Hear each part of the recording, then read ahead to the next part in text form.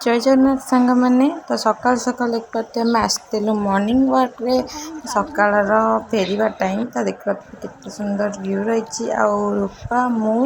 आउ दीदी जी भी कवि दीदी बड़ापा झील तो सांग आम समस्ते आसलु रूपा तो सांग चलती आगे तो मुझे पचर देखिपे सूर्य उठीगला आम पाखापाखि फेरी घर पाखापाखि हो गलु फेरवा बाटर अच्छु ए तो आम सब मॉर्निंग वॉक फेरला बाटर फूल बहुत सारा तोल था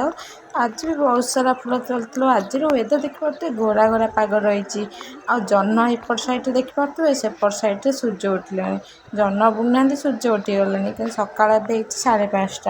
आम फेरिकी आसलु घर घरे आस देखला बेलू चढ़ई मैंने तो चल देखा चढ़ई मान ब्लॉग आई तो मैंने खाइब चलो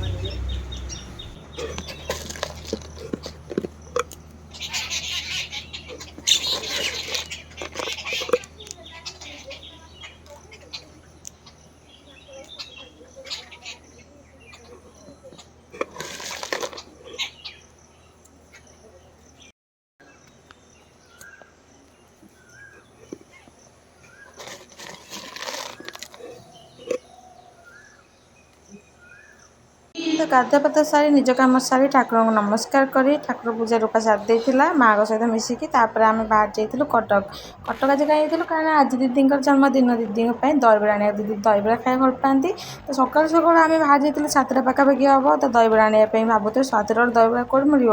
जोटा कि बहुत ही फेमस दहीबड़ा तो सेठिक आम जाइलु दहीबड़ा आने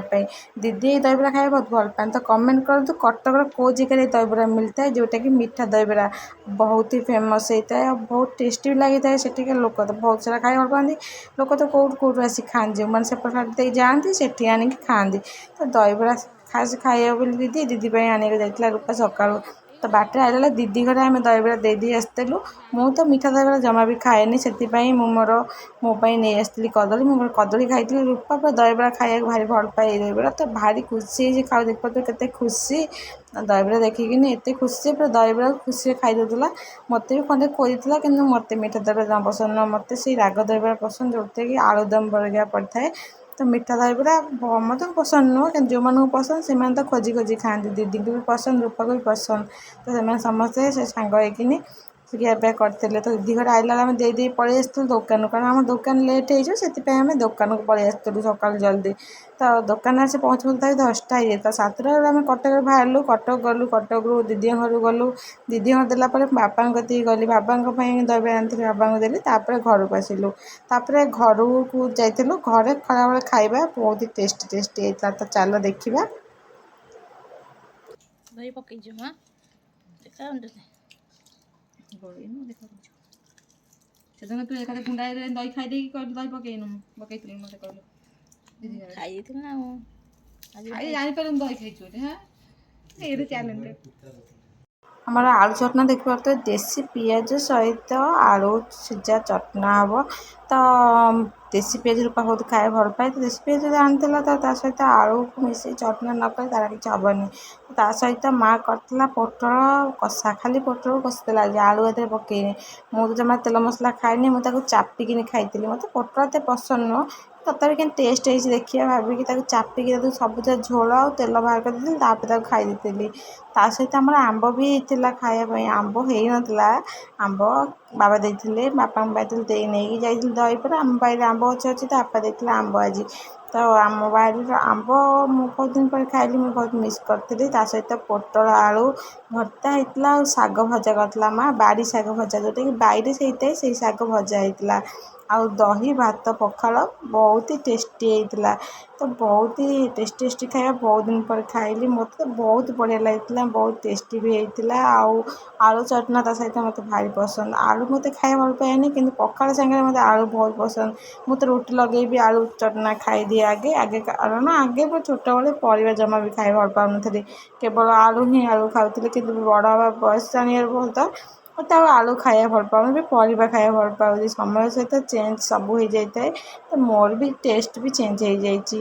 आज दीदी घर को जीवा चल दीदी आम सब कौन बनई देखा दीदी आज आम पोटल कोरमा बनई तो दीदी फोन कर पचारे कौन सब खाइब कह मुझे सांगे सांगे मुझे खाइबी पनीर मसला आउ लच्छा परोटा दीदी कहले एमती जिन तोर कहीं आशा हो खाइबा मुझे कहली हाँ मुझे बहुत दिन है लच्छा परोटा खाइनी जोटा कि मार्केट रे जिनस मत जमा पसंद नुहे घरे बनाई जिनस भारी पसंद दीदी कहते खाली कौन पनीर करी गोटे प्रकार तो पोटल कुरमा करदे पोटल कुरमा दीदी बढ़िया से देखते पोटल के सरू सरू कर काटी पोटल को बढ़िया से फ्राए कर एपटे मसला कर जोटा कि आमर पनीर बनाई आम दीदी भी आसी दीपा दीदी सी हूँ लिपि दी जहाँ जन्मदिन आज देख जन्मदिन में बार्डे गले भी रोसे कर व्यस्त अच्छा कहला दी जन दांत देखा नुआ ड्रेस ना कि ना जमी पुराना दिन में पुराना परिका और रूपा भी ये समझे टा हुलाउंट तार ये हसुची हसी हसी गड़ीज जमी सन्धि हो तो मुझे सैड्रे बस मोर तो मुंड बिंधा आरंभ हो जाता मत भोक लगे माने मोर सांगे सांगे हेडेक आरंभ हो कारण सांगे सांगे मो पेट गैस हो जाए और सैड्रे मुंड हाथ देकी सोफा पर पड़ी थाए से समस्ते ये मजामस्ती गपसप करते देखिए पोटल पूरा छणा होगी रेडी हो गला कौन एमती पड़ीचु भोक लगे अरे तुम्हें खाइबनी चिकेन खाइलु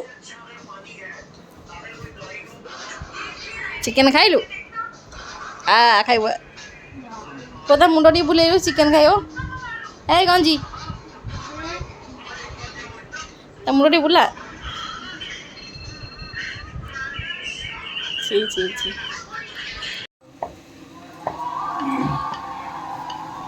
ता बसी आई दीटा आमू दे दे आम पलू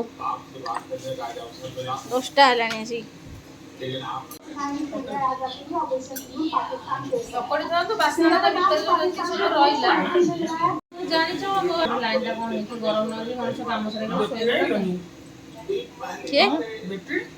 बैटरी आनी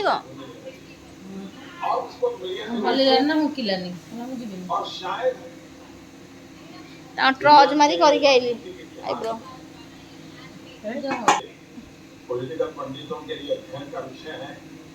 सी कौन आउटा देखिलु पूरा एमती गोल करदेबू थापीदेबू कर सेମିତି କଣ ନା ଡେଲି ହବ ସେମିତି ବୁଲେଇ ଦେ ଖାଲି ଗଲା କମ ଯେମିତି କଲେ କଣ ପାଟି କରିତେ ଶୁଣନି ସେମିତି ଗୋଲା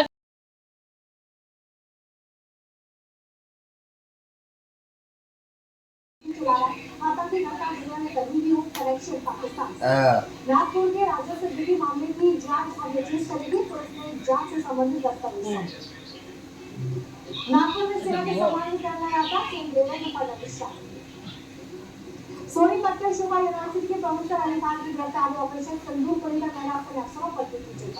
जमशेदपुर में सेना के सम्मान में निकाले गए यात्रा बिजली विधायक प्रेरणा दास साहू में शामिल बड़ी संख्या में बीजेपी महिला कार्यकर्ता जम्मू कश्मीर के बिजली की तरफ से निकाली गई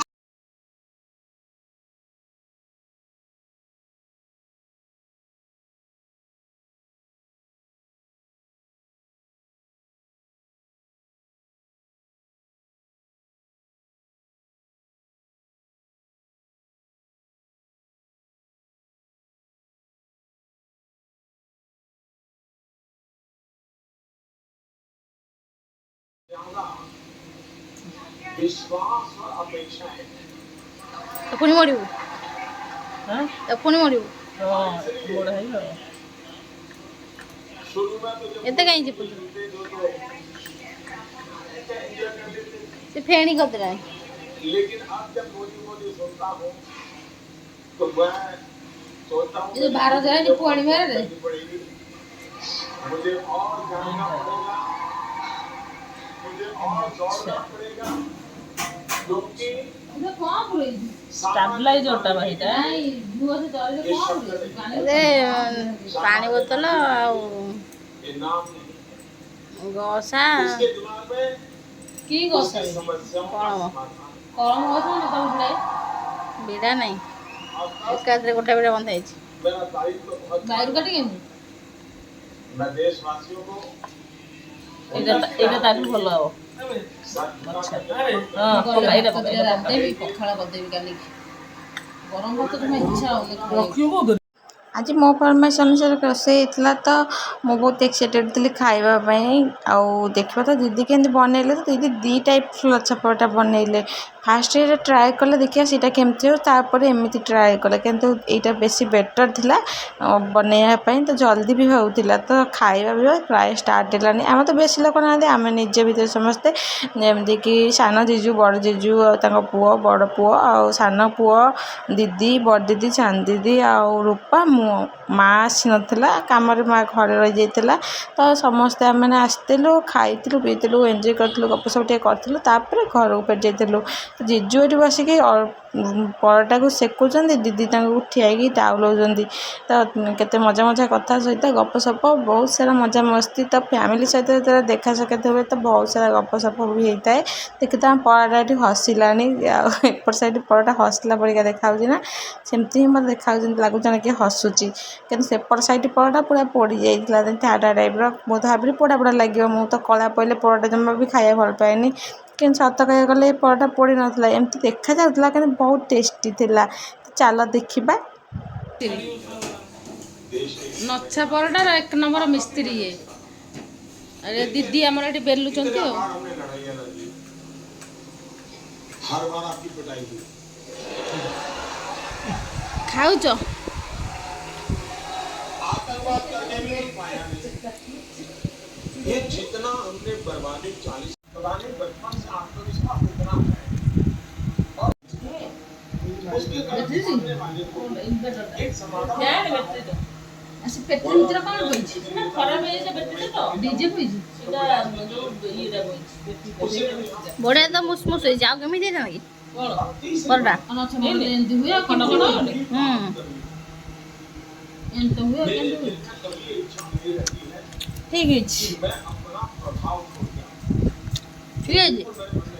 ଦେଖିବା ପୁରା କଲୁ ଅଛି ନା, ଦିଦି କରିଛି, ମୁଁ କାଇଁ କରିବି? ହଁ, ଛୁଆ ଜନ୍ମ ହେଇକିନା କେତେ କାମ କଲାଣି। ଛୁଆ ନାଳରେ ଆଇଥିଲା ଡେକ୍ଚିରେ ବସିକି, ତୁ କହୁଛୁ ଜନ୍ମ ହେଇଥିଲା। ମାଛ ତୁ ଗୋଟେ ପୋଡ଼ା ମାଛ।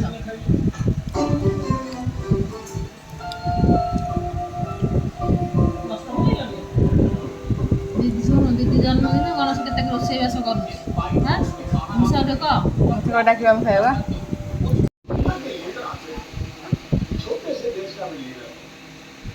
बड़े से देश का लीडर बड़े होते हैं ज्यादा शरीर में थोड़े कम और हमारे नेताओं को ତମେ ତ ଭଲ ଖାଉଛ। एक चीज के लिए बड़ी ହଁ ନଛାରେ ଏଇ ଜିନିଷଟା ହିଁ ଭଲ ଲାଗେ।